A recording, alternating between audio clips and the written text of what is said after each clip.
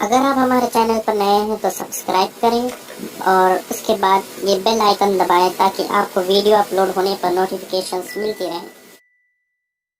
یہ محفل سما حضرت مخدوم اشرف جہانگیر سمنانی فرماتے ہیں سما کی محفلیں یہ اللہ والوں کے لیے روحانی غذا ہوتی ہے، اور فرماتے ہیں اس کی لذت وہی جانتا ہے جو تصوف سے آشنا ہو۔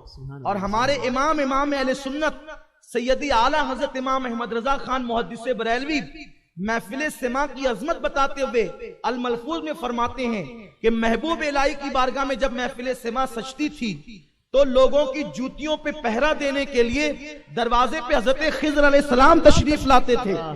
یہ حضرت امام اہل سنت نے الملفوظ میں بیان فرمایا ہے۔ یہ ہے سما کی شان، لیکن سما میں اور بازاری قوالیوں میں فرق ہوتا ہے۔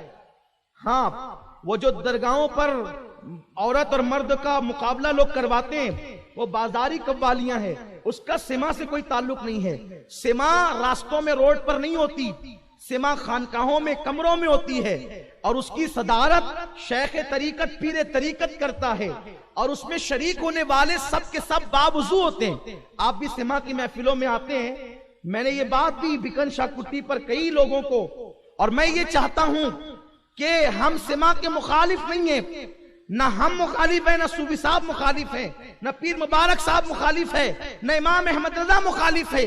ہم بازاری قوالیوں کے مخالف ہیں کہ جو معاذ اللہ عورتوں کا مردوں کا مقابلہ ہوتا ہے، وہ لالی لگا کر آئی ہے، پورا دوپٹہ بھی اس نے سر پہ نہیں ڈالا ہے، اور پیسے لٹائے جا رہے ہیں۔ یہ سنیت کو بدنام کرنا ہے۔ سوچو، سما وہ کرو جس سے روح کو غذا ملتی ہے، سما وہ کرو جس سے روحانیت ترقی پہ جاتی ہے۔ تم بھی محفل سما میں آتے ہو نا، ویسے ہی آ جاتے اٹھ کر، کوئی گٹکا کھا رہا ہے، کوئی وہی کھڑا کھڑا بیڑی پی رہا ہے، کوئی بیٹھے ہوئے مشائخ کی مزہ لے رہا ہے، کوئی قوالوں کا مذاق اڑا رہا ہے۔ اللہ کے بندو، سما وہ ہے کہ اعلیٰ حضرت امام احمد رضا کہتے ہیں کہ محبوب الہی کے دربار کی سما میں حضرت خضر علیہ السلام جوتیوں کی حفاظت کے لیے آتے ہیں۔ سوچو گا، غور تو کرو، مرتبہ کیا سما؟ سما وہ ہے کہ حضرت بابا قطب الدین بختیار کاکی کا وصال سما کی محفل میں ہوا۔ قوال نے شعر پڑھا، کیا پڑھا؟ اللہ اکبر، کشتگان خنجر تسلیم را، ہر زمان از غیب جانے دیگر اشت۔ جب پہلا مصرع پڑھتا تو روح نکل جاتی، اور جب دوسرا مصرع پڑھتا روح لوٹ کر کے آ جاتی۔ پہلا مصرع پڑھتا روح نکل جاتی، دوسرا مصرع پڑھتا روح لوٹ کر کے آ جاتی۔ اسی میں سما ختم ہوئی اور آپ کا وصال ہو گیا۔ وصال کے بعد قبر میں دفن کر دیے گئے۔ سب کی مزار آپ کو اتنی اتنی ملے گی یا اتنی اتنی ملے گی، ہے نا؟ 2 گزی ہوتی ہے نا، لیکن بابا قطب صاحب کی مزار جو غریب نواز کے جانشین تھے، ان کی مزار اتنی بڑی، بہت چوڑی ہے۔ ایسا نہیں ہے کہ عقیدت میں چوڑی کر دی گئی ہے، یہ تھوڑی ہے کہ پلاٹ ہے تھوڑا تھوڑا بڑھا لو اس کو، ایسا نہیں ہے۔ وہ قبر ہے نا، قبر ہے نا، وہ اتنی چوڑی کیوں ہے؟